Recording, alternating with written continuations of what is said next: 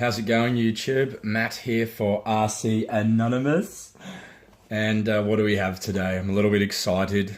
We have the Arrma Outcast and it's finished and it's looking really green and awesome. And that's just wonderful. But before we take you over the new and the finished Arrma Outcast, or my take on Arrma Outcast, I want to take you through the little bits that were involved in putting this guy together. So if you have a look over here, we have all this stuff here. I've tried to keep the tabs for you guys. Now, first and most importantly, I probably went through far too much of this. It's not good for you, so we'll put this away now. Okay, it's done. Right, paint. Let's get paint out of the way.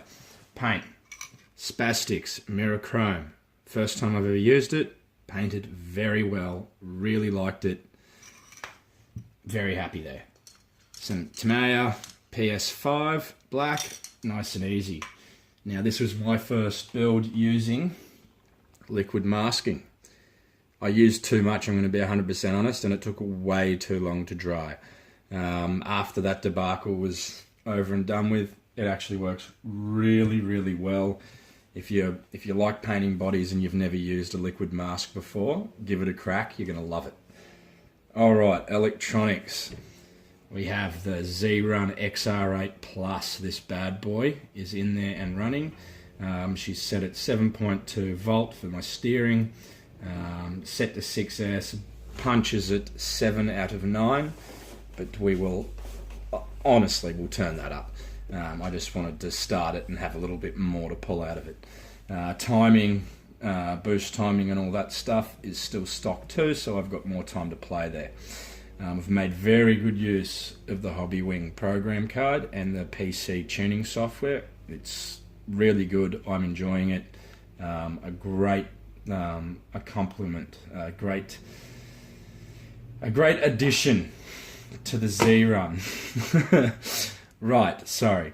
We're running a Hitec 5585mH servo in there at 7.4 volt, where 0.14 seconds and 17 kilos. Will this be enough? I'm hoping so.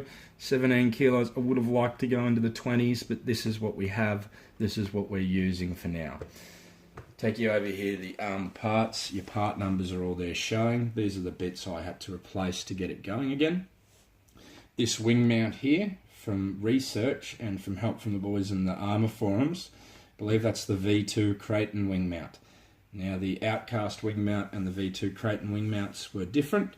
I believe this is a stronger one. It uses a third brace bar in the wing to help support, but it's not looking very promising from the feedback I've had with that wing mount, so we'll probably have to RPM it anyway. Here are the RPM biddies and the part numbers we've got for it as well. Now, front uppers and lowers, rear lowers, the front skid plate. I already had the rear skid plate on there, so your part number for that's on the screen now. The body, 7184 HPI. The Dodge Charger body. I've had this body on the shelf for about 4 years now. I've just been too scared to paint it and cut it. I don't know how you're going to go trying to find one of these. I believe they're possibly discontinued. My front suspension arm spacers that I've replaced with little washers, metal washers. I grabbed these Mugen seiki ones and they fit in there just nicely, so very happy with that. Radio gear, Sanwa M12s. It's awesome radio. It does this, and that's just fabulous. Right, enough bullshit, guys. Let's unmask this. So, ladies and gentlemen of YouTube, here is the RC Anonymous Dodge Charger.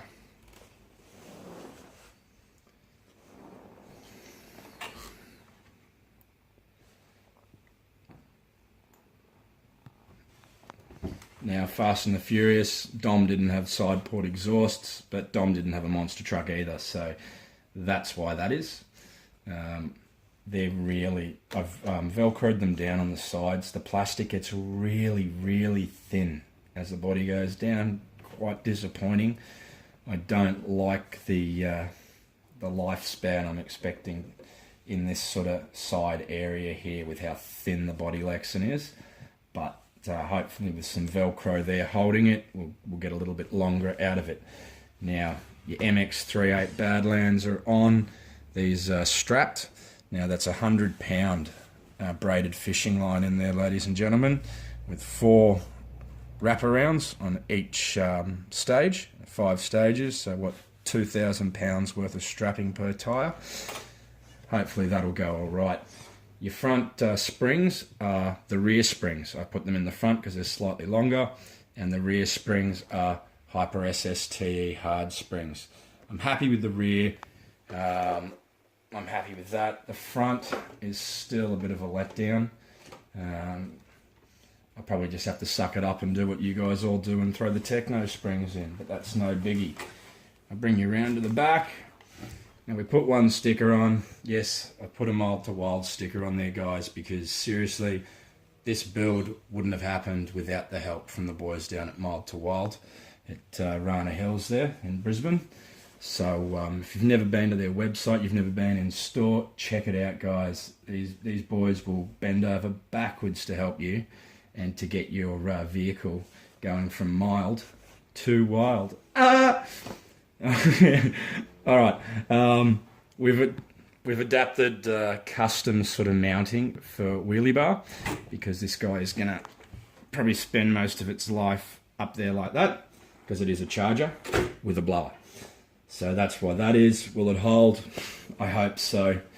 There are no guarantees there, really. It's not the way it should be. So that's that. Right, so you want to see under the bonnet. All right, let me get up here. Take these pins out. Every time you put the pins in and take them out, you risk scratching the body. And if you've owned a black vehicle before, you're going to know that scratches just show up like dog's balls. It sucks. Remember the Velcro, Matt. Don't forget that. Go off. There's your body. Again, now I'm getting grubby fingerprints on it. Look, I could have done a full extra black layer in there just to clean that up, but I needed the black for something else. Honestly, with how thin this is, you guys can see that there. And the way I drive, I don't think this HPI body is going to last too long at all, and I'm quite worried I'm going to rip the blower off it. Some other scenarios that may happen is it will have too much torque off the line and it will twist the chassis. Right, shut up, Matt. 2000 kV 4-pole Hobbywing motor in there, 14-tooth pinion, the XR8 pluses we've covered, your Hitec servos in there. Other than that, you know, we're pretty stock, I guess. Oh, RPM arms, you know. Batteries in here, we have freshly charged 60C batteries. These are turnigy heavy duty. They 4,000 mAh, so not a lot of run time there, guys. They fit in there nice and snug. I'll have to take it out, give it a shakedown anyway, so we'll see how that all goes. So you can see how the wing mount is mounted there. This is the bar I'm talking about. Your stock Outcast doesn't have this bar in there, right? You only mount up there.